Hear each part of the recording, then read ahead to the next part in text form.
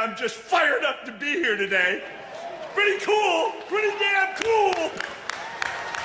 Woo! This is Steve Ballmer, the owner of the Los Angeles Clippers. And why is he so hyped, you may ask? Well, it's because the Clippers had just acquired both Kawhi Leonard and Paul George. A duo of elite two-way forwards had just been assembled.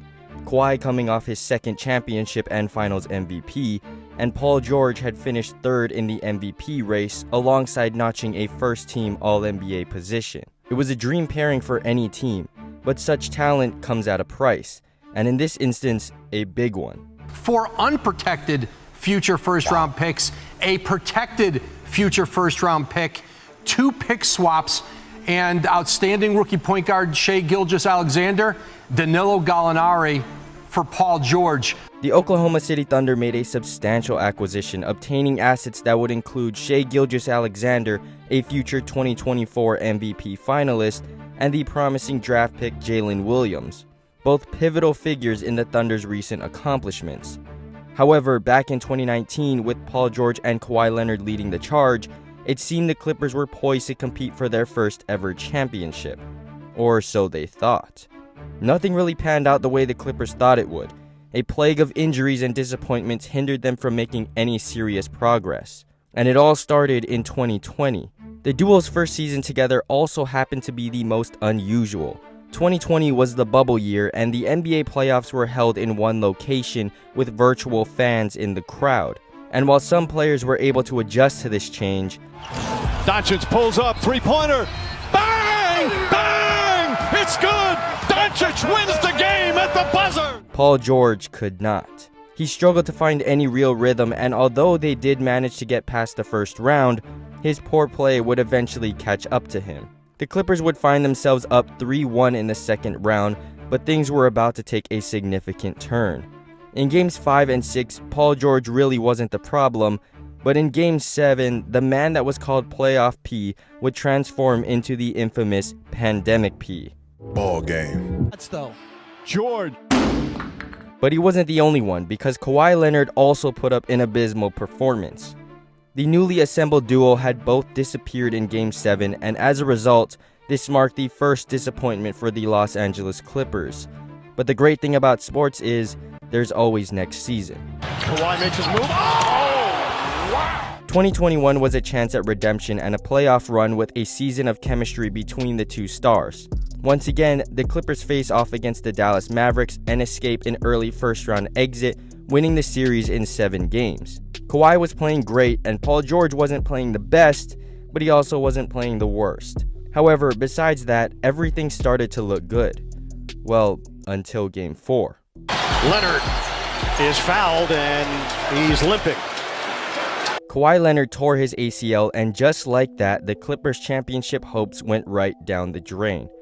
But then Paul George stepped up, and Terrence Mann had the best game of his career, lifting the Clippers to their first conference finals appearance in franchise history. Terrence Mann for 3. Bang! Terrence Mann is unstoppable! But the joy was short-lived, because the Clippers would find themselves in a 1-3 deficit against the Phoenix Suns. And although Playoff P came up big with a 41-point performance in Game 5, First 4 games. George on the pull-up, nails a 3. Paul George answers. the Suns would prevail in Game 6. Yet another season of disappointment, not necessarily because of lacking performances, but because had Kawhi not gotten injured, they may have had a chance at making the finals. And to add insult to injury, literally, Kawhi would miss the entire 2022 season rehabbing. With no Kawhi, the Clippers really didn't look like a title contending team in 2022. And to make matters worse, Paul George would injure his right elbow, leading to much of the season without any member of the star duo. And although PG came back in time for the play-in game, former Clipper Patrick Beverley desperately wanted to celebrate like he won a championship. Butler, and they're going in 2022, led by Patrick Beverley. And then PG got hit with COVID ahead of the second play-in game, leading to the Clippers missing the playoffs entirely, marking 2022 as the worst season for Clippers fans in the Kawhi-Paul George era. And the wheels continued to fall off the car. 2023 was another shot at a title with both Kawhi and Paul George playing together. The Clippers definitely were preparing for the worst, as they would give Kawhi Leonard the Kawhi Leonard treatment, meaning he was load managed. And the same goes for PG.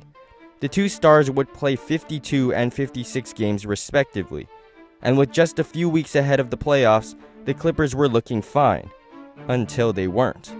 The shot is short. George goes down. A whistle, I believe a loose ball foul will be called before the basket from Dort. Paul George would get hit with yet another injury, and this time he was unable to make a recovery in time for the playoffs. The Clippers finished the regular season with the 5th seed and would finally face off against someone other than the Mavericks in the first round. This time it was the KD-led Suns. Beautiful three by Durant. Unlike 2021, where Paul George was the last star standing against Phoenix, this time it was Kawhi's turn. The Claw put up fantastic performances in Game 1 and 2, but it was only good enough to give them one win in the series because Kawhi would sit out for the remaining games with a right knee sprain, which would later be upgraded to a torn meniscus. Leonard has been ruled out of this pivotal Game 3 in Los Angeles. That is according to our own young Masood. This now marks the 4th disappointment in 4 straight years for this LA team. But they've got one more shot.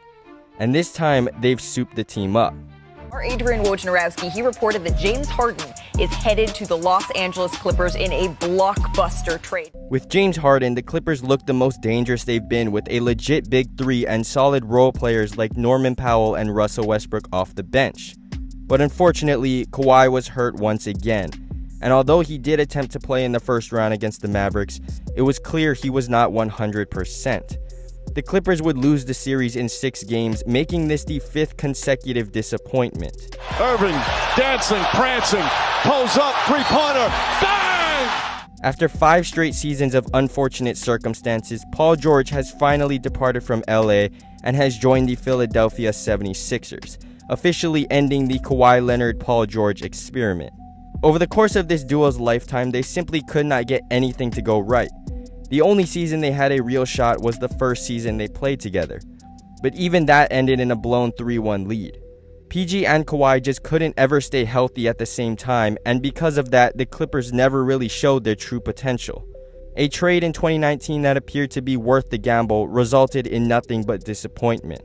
Every championship run needs at least a little bit of luck, but the Clippers duo experiment could literally be titled a series of unfortunate events. But like I said earlier, the great thing about sports is there's always next season. But anyways guys, what are your thoughts on the Clippers Kawhi and Paul George experiment? Was this just a failure waiting to happen? And where do you see the Clippers going now? Let me know in the comments down below, and I'll catch y'all in the next one. Peace.